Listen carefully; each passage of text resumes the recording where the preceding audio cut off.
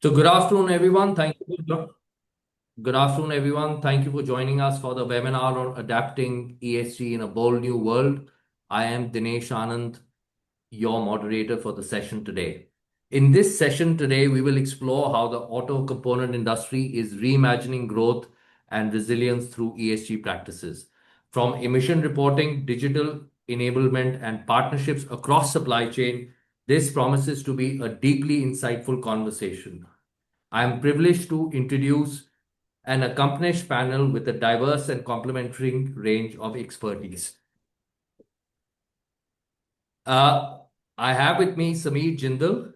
Mr. Sameer Jindal is a technical director at JSW MG Motor India, where he focuses on cost optimization, value analysis, value engineering, ESG, and MG Nurture program. He has an experience of over 30 years in automotive OEMs. I am also privileged to be joined by Mr. Rohit Maheshwari, who is the Group CFO of Uniparts India Limited, where he oversees a broad spectrum of functions, including commercial operations, accounting, finance strategy, ESG, and business development. I'm also privileged to have Winnie Mehta, who is the Director General of the Automobile Components Manufacturer Association of India, ACMA, where he leads strategic initiatives to advance India's auto component industry.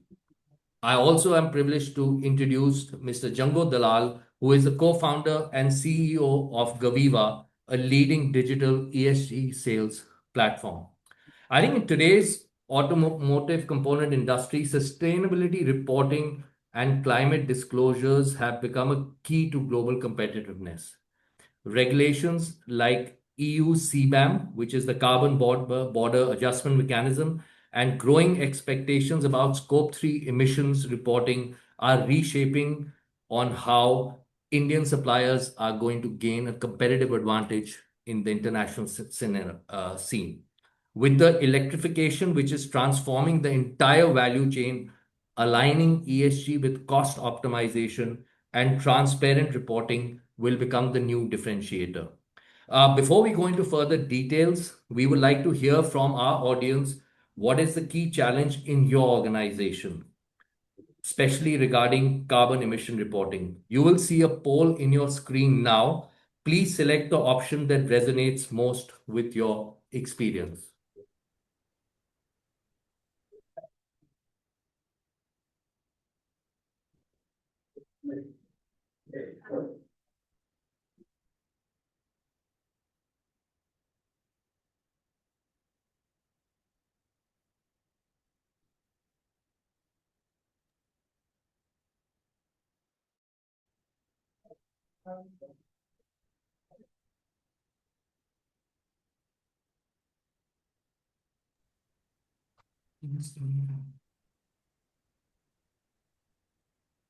Thank you for actively participating in the polls and sharing your insights. We'll talk about most of these points in our discussion today and hopefully provide you with more insights around it. I think now the poll screen has just come up, so I'm going to pause for another 5 seconds uh, for all of you to be able to see.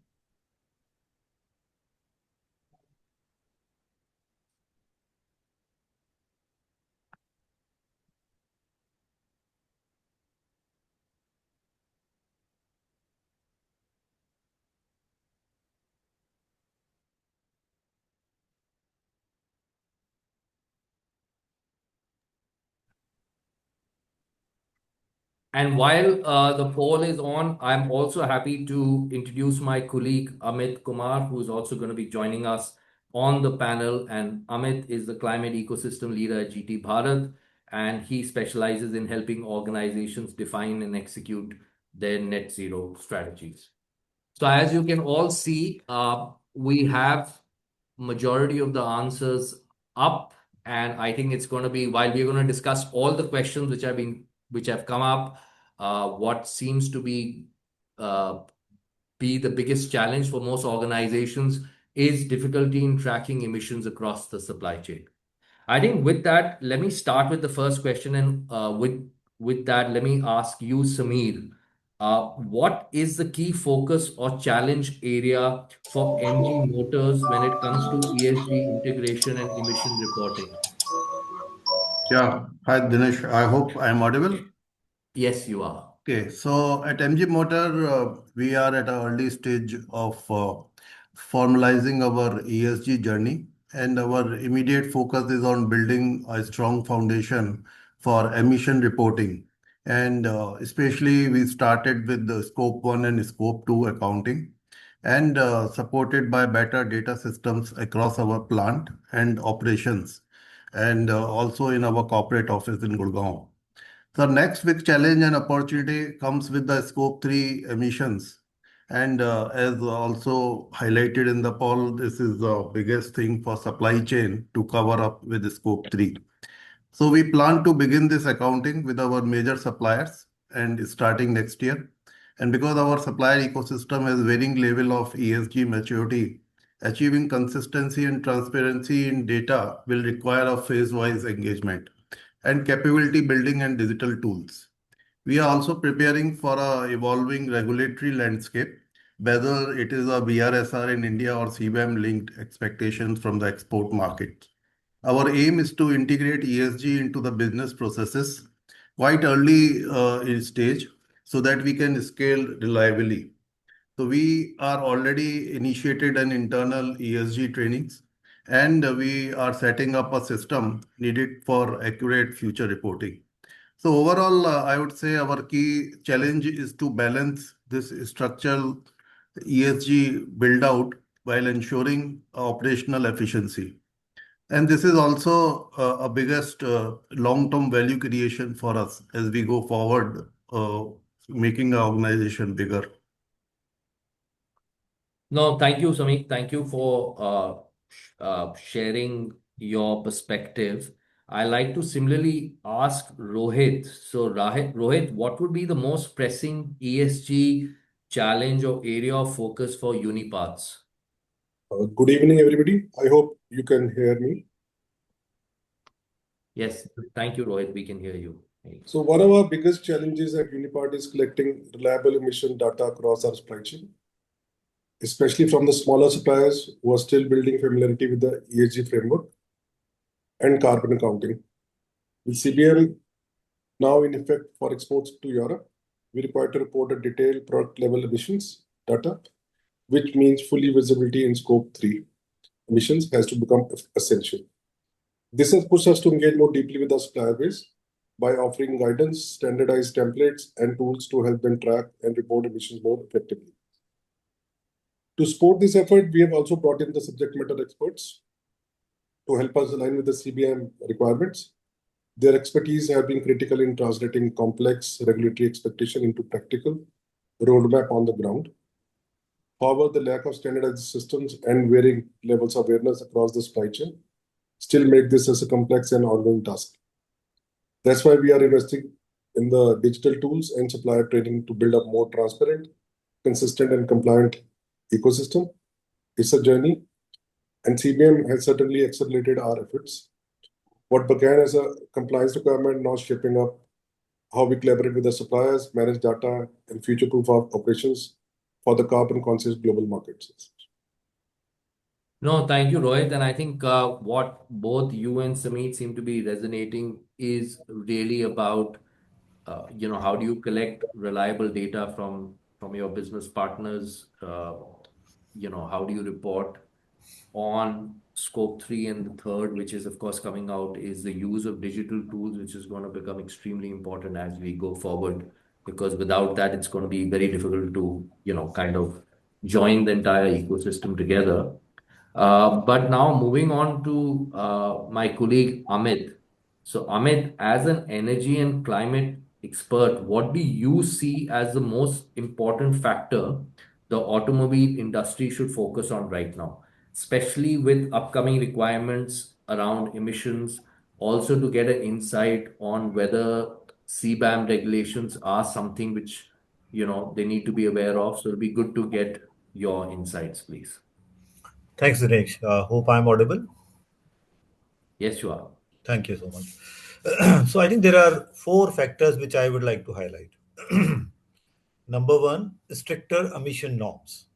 So as we all know that India is set to roll out BS7 emission norms following BS6 in 2020. So that's what, it is going to happen now very soon. And the norms introduce limits on NOx, PM, carbon monoxide, and expand real driving emission RDE, which is a new kind of acronym, and emphasize on hybrid and electric vehicle integration. Now, what will be the impact of it on manufacturers? Significant increase in R&D to design engines and systems that meet stricter NOx, PM, and CO, as I mentioned before, and also accelerated transition towards electric and hybrid vehicles because we have to meet the emission targets. Now, India is planning to implement Phase 3 CAFE, Corporate Average Fuel Efficiency Standards, and which will be due from April 2027. And this will be in vogue till March 2032. So that's a 5-year kind of a roadmap that the government of India is saying. Now, Indian automakers, and I'll come to CBAM as you said, Dinesh, Indian automakers are also selling abroad.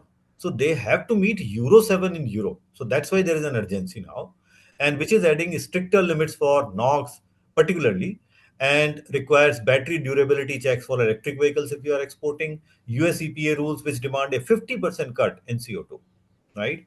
Second is the carbon pricing part of it, and that's where the CBAM comes into the picture.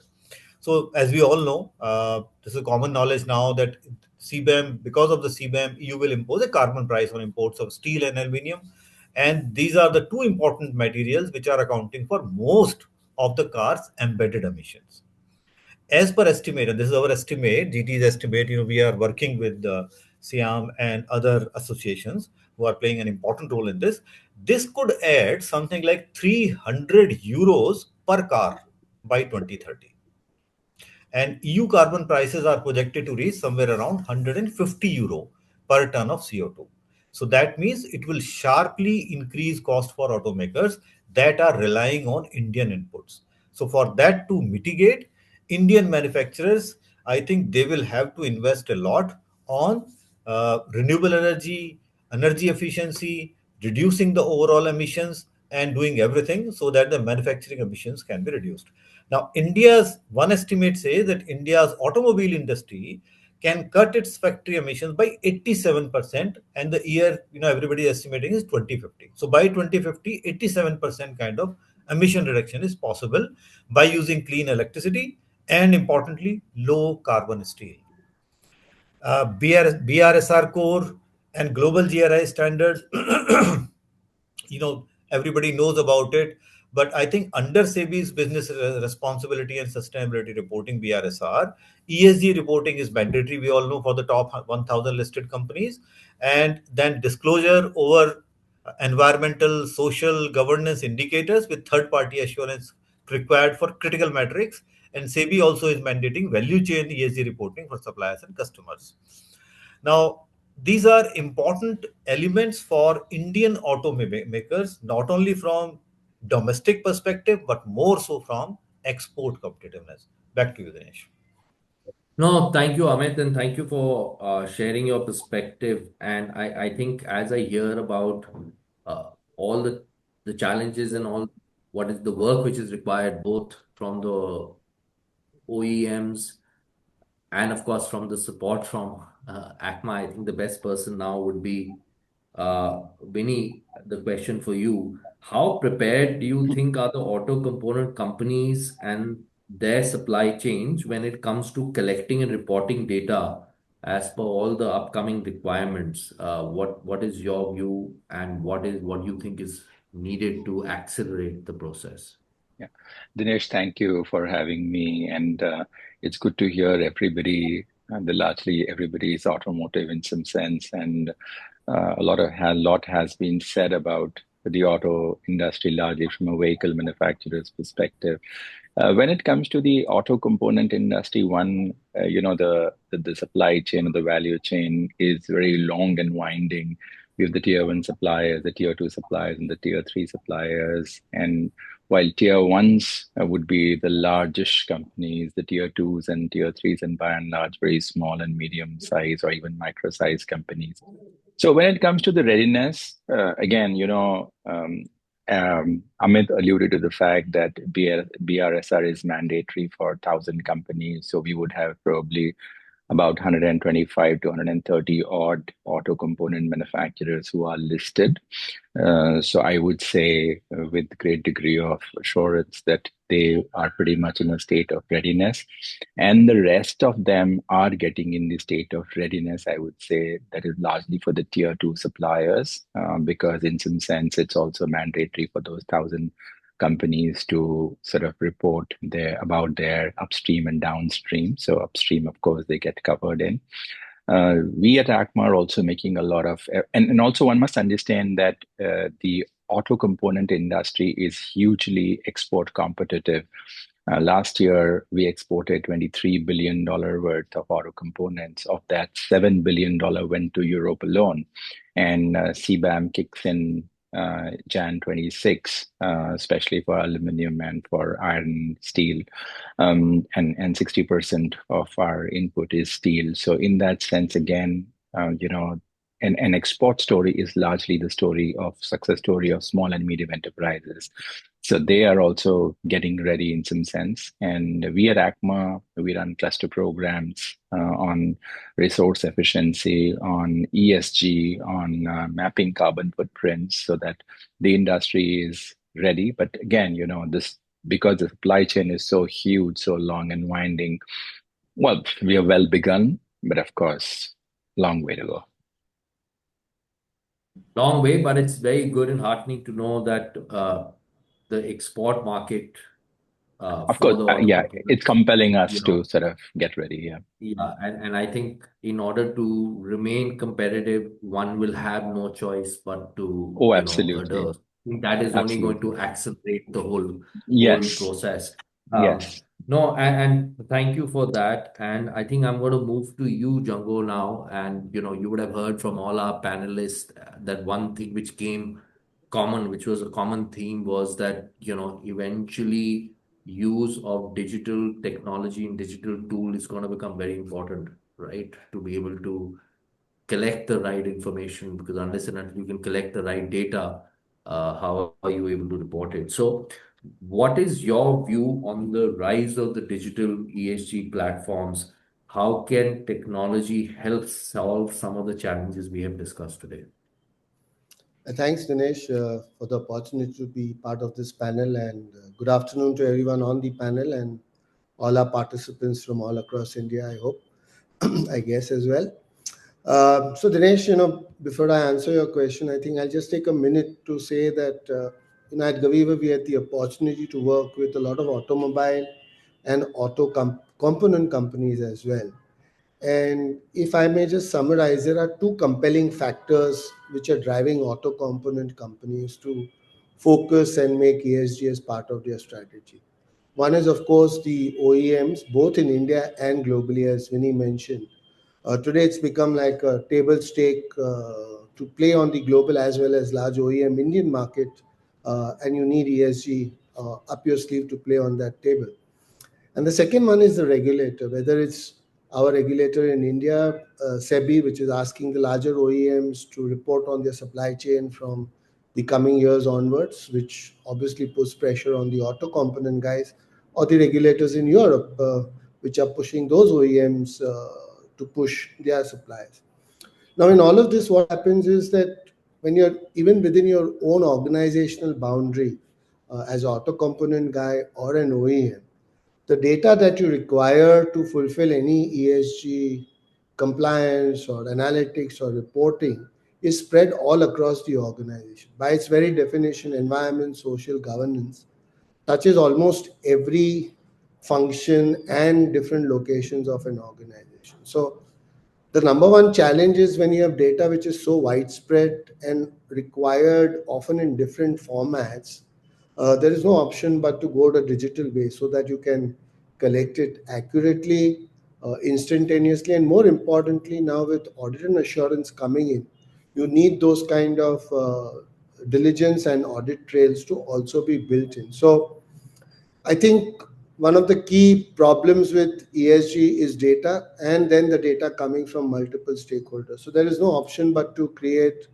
bespoke ESG focused solutions which can tackle those. And then again, in our audience poll as well as our fellow panelists talking about scope 3 and the supply chains.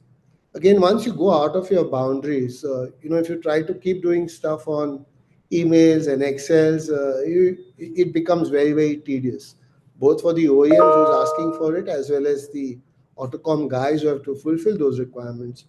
Again, I think digital is the way to go. Just like digital has solved various problems around ISO reporting or accounting, it can similarly solve the problems around ESG. So, multiple stakeholders within outside boundaries, audit assurance challenges, and digital seems to be the way which a lot of our clients are using to solve that. Thanks, Dinesh. No, and great point, Janko, and I completely agree. I think the key thing which really happens is that you can start to have an audit trail, and unless and until you have an audit trail, you cannot set targets. I mean, once you have an audit trail, then becomes easy to know what is it that you're reporting on, and what is it the conscious efforts you're doing to be able to reduce that, as well as of course have continuity. Now, coming back to you, Sameer, right? And as you know, that electric vehicles are central to India's decarbonization strategy. And MG Motor, of course, is in its constant journey to expand its EV portfolio in India. So, how do you balance the ambitious ESG and decarbonization goals with the realities of cost optimization and competitive value engineering for both the domestic and export markets? Yeah, sure, Dinesh. Thanks. You rightly said we are focused right now on producing more and more EV, and our 80% portfolio currently is in the EVs. And for this, our balance starts with the clarity that we are committed for a carbon neutrality in our operations by 2029. And while assuring that we also stay competitive in this price sensitive market. So we are building our ESG system. We have intentionally embedded sustainability into early stage design, procurement, and manufacturing decisions. Also, right now, our 66% of the manufacturing of these EVs power is from the renewables. And rather than adding this as an added cost, we keep on thinking about even if we expand the plant, we are going to do it in a ESG way. So other things like lightweighting, energy efficient manufacturing, localization of the components, modular platform strategies, all these helps in reducing the emissions while we maintain the strong cost discipline, as I am leading the cost optimization in the company as well. And we have some MG developer program, MG grant also that plays a big role by co-creating some solutions with the startups in mobility. We work with our infrastructure team in Gurgaon. And also we use sometimes AI in cost optimization and also in sustainability. So we get access to innovations that makes both environment and the commercial sense. As you talk about the exports and especially to Europe, our roadmap includes preparing for CBAM compliant product data. While Scope 3 reporting is not activated yet, we will be working now with our major suppliers. We will be taking top suppliers, and that would cover a big chunk. And next year, and start reducing the carbon intensity with our clear pathway towards a net zero supply chain by 2038. So ultimately, ESG enhances our value engineering. It pushes us to create the products that are energy efficient, future proof, and aligned with the global expectation without compromising the affordability. No, thank you, Sameer. And it's really encouraging to see how MG Motors is balancing its goals, with ESG, and especially what you mentioned, the carbon neutral target which you set out for Right. 2029, which is around the corner. But I'm going to just shift the topic a little bit and come back to Amit. And Amit, I would like to now get your views more on ERP. on EPR, sorry, and how do you see EPR impacting the auto component industry, and what steps should companies take to prepare for various compliances? Yes, there is very important one for the industry. Again, there are three, four ideas or issues, let me put it this way, because EPR marks a shift from transactional supply chain to a circular supply chain. So historically, an auto component manufacturer responsibility ended at the factory gate. With EPR, the responsibility is shifting to entire life cycle of the part, which means battery, a PCB, bumper, tire, or even used oil. So now India has EPR framework across all major streams: ELVs, tires, plastic, battery waste, e-waste, and used lubricating oil. So that's what the ecosystem is now is there. Second, now this has an immediate operational impact. Every auto component supplier must register on the CPCB portal. So this CPCB portal is now active. They have to register on it, declare how much material they put on the market, meet annual recycling or recovery targets, and maintain audit trails as well. So these new end of the life vehicle rules, 2025 as they are called, the shift is to India towards formal high recovery recycling by requiring producers to meet EPR linked scrappage and material recovery obligations. There is a lot of material which is available. I think everybody should go to the CPCP portal to get more. But the fact of the matter is that this is in place now. Every auto component supplier will have to meet this. Third, EPR also brings a major design implication. Now, components will increasingly be valued not just for their performance alone, but for their material circularity, as I mentioned earlier. So, we are already seeing that some of the suppliers are moving to mono materials for dashboards and trims, modular battery pack designs, fewer hazardous substances in electronics, and standardized connectors. Fourth, logistics footprint is also an important aspect in this. In the sector, it expands dramatically. Whether it is used oil from service centers, EV batteries, shredded plastics, or end of the life tires. Uh, Fifth, the cost implications are actually real. Reverse logistics, storage, safe transport of hazardous waste, specialized packaging, digital reporting on the EPR portal. These are all doing what? Increasing the compliance cost. But when you zoom out, this is also an opportunity for all of us and the industry as such to make India achieve the net zero target and sector wise becoming clean and green. Over to you, Dinesh. No, thank you. And that's very insightful. And I guess this whole thing fits in very neatly when what you use the word circular supply chain. And unless you become completely, it becomes circular, you will never achieve the final objective of becoming net zero. So thank you for that. Uh, Rohit, over to you, the next question back to you. As a Indian auto component manufacturer exporting to Europe, how is CBAM influencing your strategy around emission reduction and reporting? CBM has a significant impact on how we approach our emission reduction and reporting. As exporter to the Europe and US, we now need to provide detailed product level carbon footprint data, which has pushed us to strengthen our internal system and supplier engagements. Our strategy has shifted to the target emissions reduction and tracking. We have developed a comprehensive ESG and decarbonization roadmap that outlines clear initiatives, short, medium, and long-term horizons. This roadmap helps us prioritize action that reduce emissions while supporting our operational efficiency and global competitiveness. We are conducting energy efficient studies across our facilities to better understand life cycle emissions and identify high impact areas of reduction. These insights are critical as we prepare for more rigorous Scope 3 disclosure and carbon border requirements. We are also investing in renewable energy, including solar power installations and power purchase agreements, to transition a significant portion of our energy mix away from fossil fuels. These steps not only reduce our carbon footprint, but also help manage long-term energy costs. Scope 3 data collection remains a challenge. particularly with suppliers who are still developing our ESG capabilities. To address these, we have taken active role in supporting them through training, standardized templates, and digital tools that simplify reporting and improve data quality. Looking ahead, we recognize that verified emission data will be essential for participating in emerging carbon credit markets.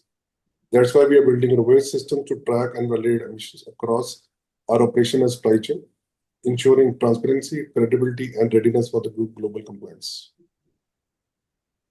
Thank you, Rohit. That's very insightful. And I think with what you're saying, especially around scope 3 emissions, capturing that data, the next question is going to be to you, Django, that how are digital ESG platforms helping companies navigate all the complexity, especially around emissions, data collection, verification, and reporting? Thanks, Dinesh. And I think when you come to scope 3, you're necessarily going mostly out of the organizational boundaries, whether it's your supply chain upstream or your transportation upstream, downstream, that kind of thing.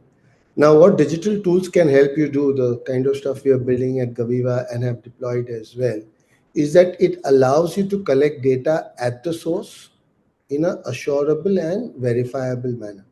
So, for example, if you're a large tire manufacturer or whatever, another component manufacturer supplying to an OEM, the OEM wants the tire manufacturer to give him data on what is the scope 1 and 2 emissions of that tire manufacturer. Now, obviously, all that a tire manufacturer manufactures doesn't go to one OEM. So then the question of attribution and doing it accurately and in an assured manner comes in. So what digital tools allow you to do is allow the particular component manufacturer to accurately calculate, embedding a lot of content. Remember, any ESG digital tool is not just about automation and workflow management. It's also embedding a lot of data and domain specific information. So by necessity, people will enter their activity data and that has to be converted, for example, into scope 1 and 2 emissions, which becomes scope 3 for the upstream buyer. So what digital tools allow you to do is capture data, raw data at source, make it into calculated, usable information, which can then be attributed and consolidated for the OEMs upstream. Take the example of CBAM, the question which came up a couple of times on this panel. And again, during the polling stage, CBAM was one of the things which came as a top concern. Willy-nilly, Jan 1, everyone has to comply with that. And as Vinny mentioned, steel and iron, aluminium are key components in any auto component, as it were. Now, what the OEM wants from you, the person in Europe who's buying from you, whichever brand it is, they want to know what is the embedded carbon which is there in the component that you are supplying to them. Now, to calculate all of that, it becomes pretty complex. And the other challenge, which I think a lot of auto component and various companies across face, is today in-house capacity in organizations to do that level of work is not there. Everybody is doing some or the other day job and is also asked to do ESG. So where digital tools can help is if we can pick up data at source, either from a SAP system or Excels which are available, then automate all of the calculations, the workflows, and give output which is auditable, assurable, and then which stands credence with the OEMs whom you're supplying to. The other challenge which a digital tool can help solve is that if you're an OEM supplying to, say, a large Mahindra or a Tata in India, or then a global supplier as well, each of them want disclosures in their own format or in their own size and shape, as it were. Now, for professionals like Rohit and Samir on this call, they have to then go back to their internal stakeholders again and again, ask for that data, crunch it, and give it in different formats. What a digital platform allows people like them to do is collate it once, have a single source of truth, and then shape it up and make it into the disclosures which are required for different OEM buyers.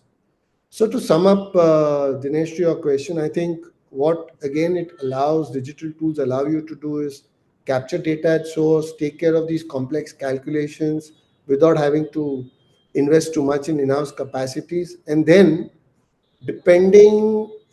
reducing the dependence on asking for data again and again from your same stakeholders for different OEM requirements. So I think these are some of the things which can really help our auto component sector. And with the good use of AI for user specific cases coming up, once you have a common pool of data, you can meld and mold it the way you want it to help you become competitive both in India and globally. Back to you, Dinesh. No, thank you, Django, and that is very insightful. We will. I can already see some questions coming on this subject, which I'll come to uh, after I have two more questions for my panelists. Samir, just taking on the same topic around emission reporting from an OEM perspective, how do you ensure consistency across your supply chain? Yeah, Dinesh, as I told, emission reporting is becoming a very strategic differentiator, and especially as customers and regulators demand transparency. So we are at the early stage of ESG journey. So currently, we are building up a foundation, and as Mr. Jango told already, that it is leading to digital monitoring tools to be deployed. Anyway, so we are also preparing to begin our Scope 3 emissions accounting with major suppliers, and that priority will be to bring consistency and readiness across the supply chain through these digital tools. So many suppliers are still new to emissions reporting, and our approach will be collaborative rather than compliance driven. And also, we will providing them the ESG training as well from our side. So we are introducing clear reporting guidelines, conducting awareness workshops, gradually integrating ESG criteria into the supplier assessments and procurement decisions. The aim is not just to collect a better data, but to enable suppliers to reduce their emissions over time. And we can collectively move towards our goal or target of 2038 for net zero supply chain. So consistency will come through a phase-based onboarding of these suppliers, shared tools, and continuous capability building. And we see this as a long-term partnership model that builds a more resilient and competitive ecosystem for MG Motor and their suppliers. No, thank you, Sumin. That's is very insightful what you mentioned, especially in the end, that this has to be viewed as a long-term partnership. It Certainly. has to be collaborative. There has to be training, education. That's how you will get everybody to understand the importance as well as, of course, work together to be able to report. Correct. Coming to the last question, and that's to you, Winnie. What message would you like to give to the auto component companies, especially the SMEs, starting their ESG and emission reporting journey? Dinesh, this is going to be inevitable. It's very much like the quality movement in the automotive industry. Initially, there was a lot of resistance. People thought it was a cost. And then when it sort of gained a momentum and it became sort of a ubiquitous and no, and the gains were so enormous because you were no longer getting into a reworking. You were making it right the first time. There was so much of savings. So everybody fell in line, and now nobody talks about it. It's taken that you will be supplying. Nobody now talks about quality. Whenever you are doing an audit, it is taken as granted that you will be a quality supplier. Pretty much the same, the ESG, once we are able to sort of drive it through the supply chain, people will adopt it. Of course, they will need some encouragement. Let's say, like for CBAM in Europe, it's very expensive from an audit perspective. We are talking to the government whether they're making the new export promotion policy. Can they help subsidize the cost of audits for smaller players, the small and medium enterprises? And also, of course, when we have carbon trading coming in, there will be an economic benefit to be gained. There'll be a monetary linkage to it. And Indians are smart people. I mean, the auto component industry is a success story of the Indian entrepreneurship, and they will sort of come in and put effort behind it because there's money to be made there. So somewhere I see these are initial days. Static friction is always much, much more than the rolling friction. And once you overcome this, you will find people willingly falling in line. And again, for us, from a component industry's perspective, there's dual pressure from the regulatory authorities as well as from the customers, which is both domestic customers and international customers. So there's no escape. There's much to be gained. So we are propagating it to our entire membership. We are sort of conducting training. We are building resources, capabilities. And I think given a matter of time, we all will fall in line. Yeah. No, thank you. And that's very encouraging coming from ACMA that this is a journey. There's no looking back, and it will happen. So that's great. Before I come to the question, Amit, just for you, what do you think the companies need to do? What is something which they can do which will give them a real big competitive advantage, especially with respect to the exports? What would be that? What would be your suggestion they need to focus on? We, of course, heard about the fact that everybody is moving towards renewable forms of energy efficiency. What would be your advice to OEMs? I think we discussed in parts. If I can sum up as to what is that one or two thing which will make it happen. At the end of the day, it is the price of the product which sells, either in the domestic market or overseas. Now, CBAM is something which has been, I'll say, more than the emissions. It is the uncompetitiveness of the import coming into Europe which has been projected, and that's what the government of India's official position, the Ministry of Commerce official position is. Be that as it may, so what we have to do, we have to meet. Fortunately for Indians, the cost of generation from renewable is cheaper as compared to the grid power or the conventional power. So it makes logical sense for them to adopt to renewable energy. Second, uh, I think they will also have to invest as much as possible or in a profitable and sustainable manner to adopt other clean energy initiatives, which includes energy efficiency, which includes overall circularity aspect, and all other aspects which we discussed. So cost of production has to be brought down, right? Government of India has defined now, properly defined what is uh, the steel, which is clean steel, low carbon steel, all those definitions are there. So which essentially means that we have to work, the manufacturers will have to work with these suppliers from steel and aluminum so that the price comes down. Now, the government, obviously, from the policy perspective, has a role to play, but at the same time, the industry associations and all of them also have a role to play. Very important point, which Vinny mentioned, that once the carbon trading starts, right, that will give another option for these producers to utilize that platform for financially, making it in an advantageous position. So I think these two, three aspects put together will put India in a competitive position as far as export to Europe and other countries are concerned. But let me tell you now, Europe is just a starting point. Every other country is going to start. Whether it is UK or USA, at some point of time, you'll find everybody will follow the same thing. So we have to be prepared for this. And just last on that, before I come to the question, do you think there's going to be any leeway given to the to CBAM for companies to be compliant? Do you think there's going to be an extension which is No, given, or no, now it's I really don't think so. I don't think so. No, no, no chance because government of India has done everything whatever they wanted to. No result. no result? Okay, no, that's great, and thank you, my dear panelists, for sharing, giving all your insights.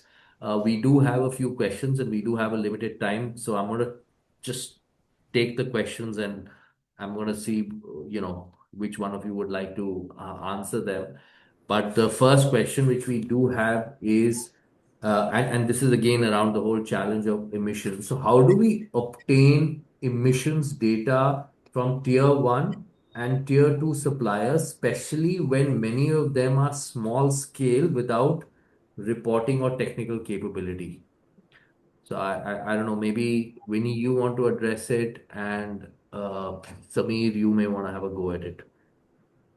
I mean, I don't have an answer to it. And uh, I mean, you have to have a measuring methodology and then only you can measure. So you're going to put a framework in place, whether you deploy digital tools to measure it, and then only you can sort of go about sort of saying where you stand, honestly. So you need a method for measuring. There are, of course, methods for measuring, but you need to put them in place. And it's going to be tough if you don't have a measuring methodology. Honestly, I don't have an answer to that. Yeah, maybe Amit or Jangu can sort of Yeah, try. I think of course, Sameer already addressed that. That one is about The scope training three. and educating, right? Right. Oh yeah, Training of course. and I mean, that educating, has to be because done. I'm saying, that yeah, itself tells them what it is, how do you yeah, go about it, what systems do yeah, you need. But I yeah, think Django with Gaviva, I think that can solve. I've seen your tool, it's fantastic. It's something which, Yeah. solves a lot of that problem. I don't know, maybe you want to give some. And Dinesh, I'd like to add, like we can start with top 20% of the suppliers, big ones by purchase value. So let's say I have a 150 suppliers in MG and I can take top 30 ones who can afford what Vinny was saying about the digital tools for measuring and can give us that data, what Django was going to have on his digital tool. So I think that's the way for going ahead. So just let me add to what Vinny and Sameer said, Dinesh. I think today, just like a mid-size or a small-size supplier can't do accounting without Tally, it will be the same, and it is the same for even carbon accounting. And the idea is that you cannot have a one-size-fits-all digital tool. So just like a large organization will use an SAP or an Oracle, and a small organization will use Tally. In Gaviva, what we've done is we have got bespoke tools for both the OEM larger requirements as well as for the smaller SME sized requirements. So one is from the SME downstream supplier or upstream supplier guys. What you need is something which is very easy to use, simple, and then it today technology allows you to embed a lot of training material into your tool itself. So give them prompts, give them videos, give them online support as they move along with AI bots to just enter raw data and let the system take care of the rest. So I think it is a combination of creating bespoke, affordable, easy to use tools, and then finally it's also the carrot and stick. Just like our larger component manufacturers and OEMs, if they want to play globally, they have to do the CBAM. I think downstream we have to push it, and upstream that, hey, listen, if you want to do business, we'll enable you, but it's part of doing business now. If I yeah. can very quickly come just one, Of course, there please. is a corollary. So Ministry of Steel recently, with National Institute of Secondary Steel Technology NIST, they took this task. All the secondary steel manufacturers in the country, baseline emission is being recorded and monitored down. So what they did, they said that benchmarking and the energy auditors, certified energy managers in the country, they were pulled together. Almost 80% of such units in the country, the baseline was established in the last 6 months. Similar thing, I think, on a mass scale in a campaign mode needs to be done for auto as such. I think government will also play an important role, but I think that Vinny also has a role to play there. If they can work with the industry association member along with the government, this GHG accounting, baseline setting, what they can consume, how much they can save, that kind of a thing, if that is available, will help a lot. All these makers, automakers. No, Yeah, thank you. Amit, I just wanted to add here is that, we are working with the Indian Institute of Corporate Governance, and we are right now working on norms for small and medium enterprises for BRSR reporting. Okay. So that, and we are the first industry that is being experimented for small and medium enterprises, where we will have, well, I don't want to use the word slightly petered down, but sort of BRSR norms that are safe for the small and medium enterprises, so that it's more comfortable for them to measure and to report. So, given a little time, you will have this announced by the government, and we will be the first industry to be piloted with, and thereafter, they would develop these norms for the rest of the industry. So, I just thought sort of to mention Perfect. this. Yeah. Perfect. And congratulations on that. As a matter of fact, there's another question which, in some ways, is connected to the first one. So let me just read that out, and it'll be good to get again your insights.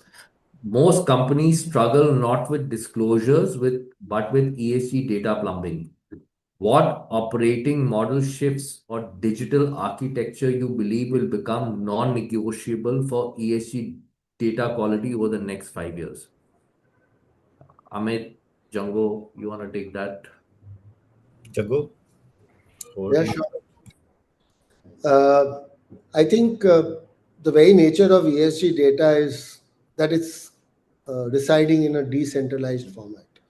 So, to the question, what is the architecture? By its very nature, you need an architecture which can make life easy for different stakeholders to input data. Uh, for example, if you just want to calculate your scope 1 and 2 emissions at a remote factory location on a warehouse, all you need is that operator or someone over there to give you data on your liquid or fuel consumption and your electricity consumption. Uh, Now, if you realize that and make it very simple for them, that say, hey, listen, this is what I want. Look at your past bill. I have it over here. Pick it from here. Put it over here, kind of stuff. It can and should be addressed. So the architecture, A, should be decentralized.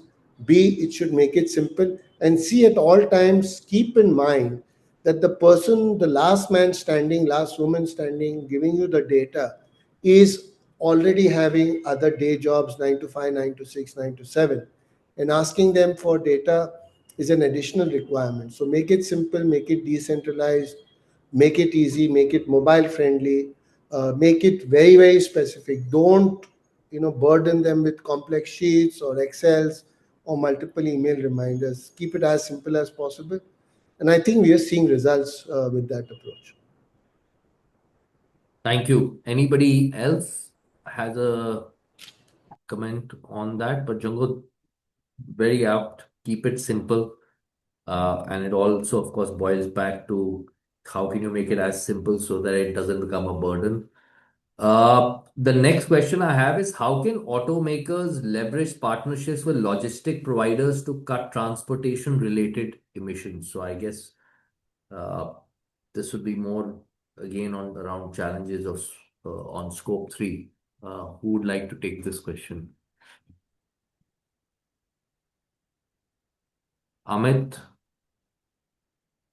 Yeah, obviously. I mean, scope three, we all know that it is not just confined to your own boundaries, it goes beyond, and logistics is obviously quite an important aspect in that. I think logistics players on their own are also taking initiative, right? Many, I can name a few: Amazon, Hindustan Lever, or even delivery. They are all deploying electric vehicle to transport goods from one place to other, right?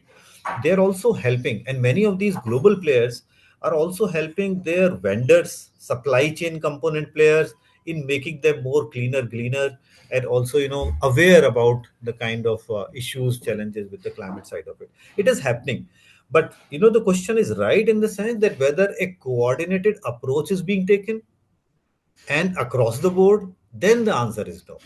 Then the answer is no. I think we need to play an important role on that. And nobody is going to tell you that you need to do it. Either a scope three, I mean the overall ESG perspective, one will take an initiative, or it will be forced by the market. The price point will force you to go that path.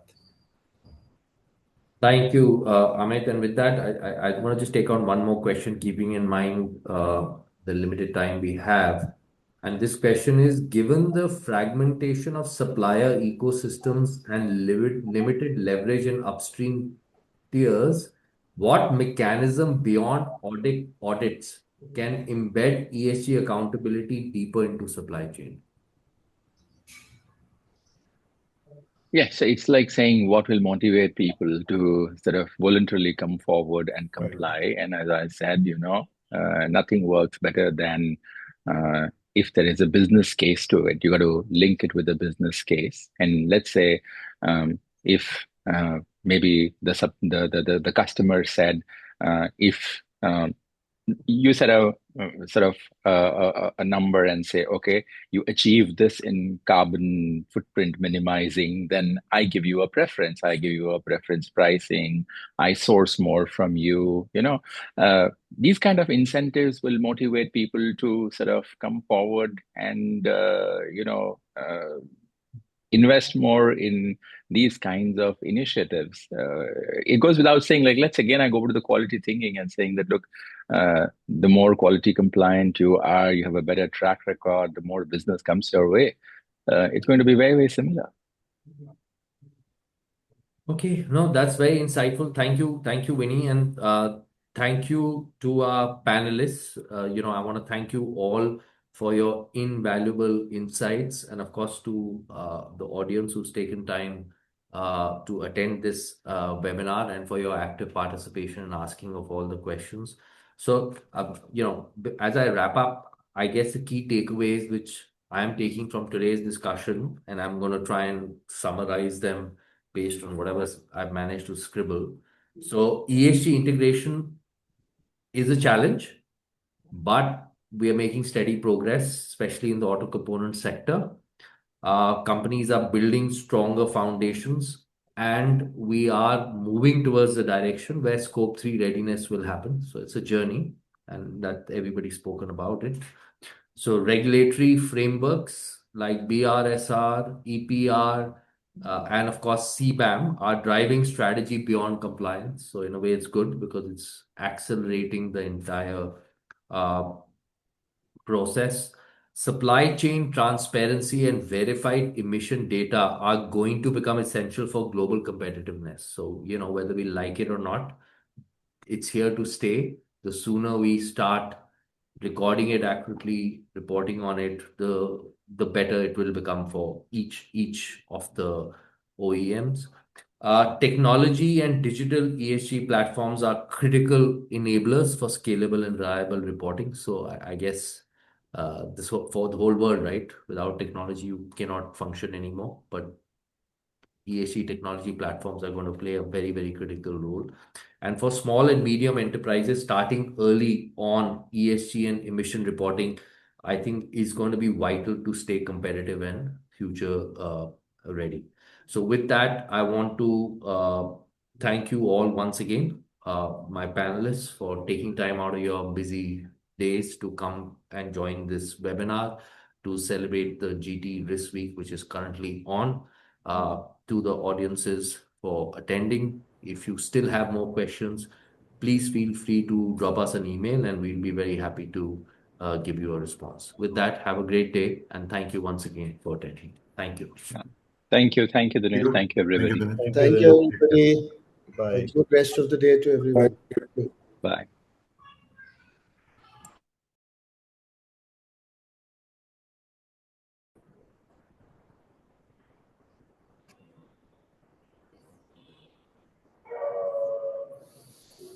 Hmm.